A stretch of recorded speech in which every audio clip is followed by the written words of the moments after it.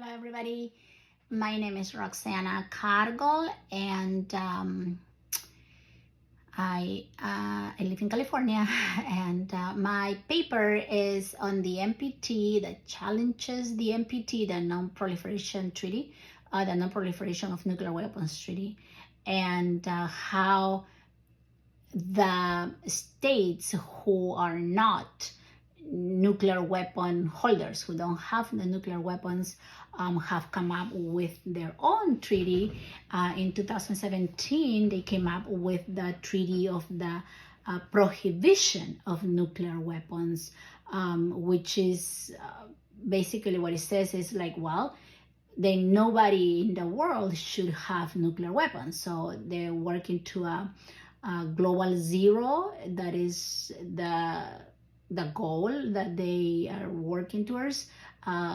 Maybe it's utopic, but a lot of my research has been on how, even though the United States has ratified the NPT, the original Non-Proliferation Treaty, however, it has not adhere, it has not signed on the TPNW, which is the Treaty on the Prohibition of Nuclear Weapons. So on July of 2017, the United Nations adopted the Treaty on the Nuclear Weapon Ban Treaty, the Treaty on the Prohibition of Nuclear Weapons, a treaty that is being put in place by the non-nuclear weapon states, the non-holders, the ones that don't have nuclear weapons. So the United Nations has legally, adopted this treaty, binding to prohibit any nuclear weapons activity, not to develop, not to test, not to produce, not to acquire, not to possess, nothing, right? The use of nuclear weapons in any way, shape, or form, and how the United States has declined to adhere to it.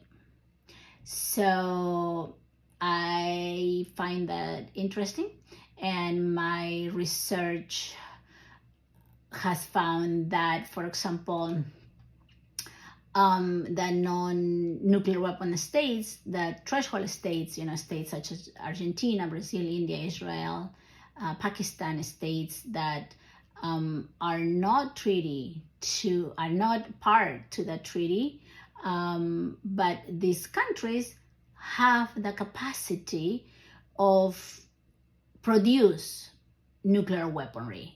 So what is then going to be the future of the NPT if states who have proven capability of making nuclear weapons are not parties to the treaty, right? So what is the future of the NPT?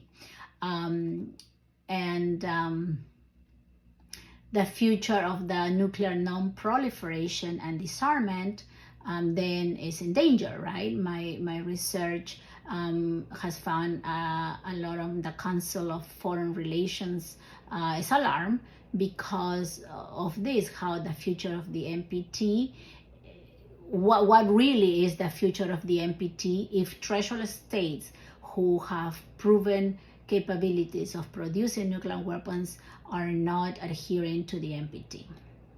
Then also different views on how nuclear disarmament threatened the NPT. And I have found that the NPT, is facing serious challenges. How those challenges are going to affect the position of the non-nuclear weapon states. In other words, if the treaty is not working, there is a valid question of why then threshold states should keep on abiding by its article of non-proliferation.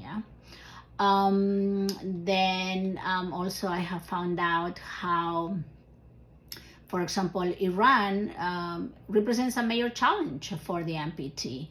and if we don't find a negotiation, a solution, the NPT is going to suffer even more damage, because other countries in the region could very well then do the same as Iran.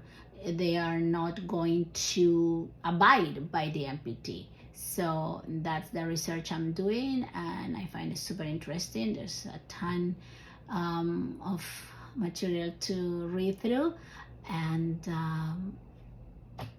hopefully my paper makes more sense than this video.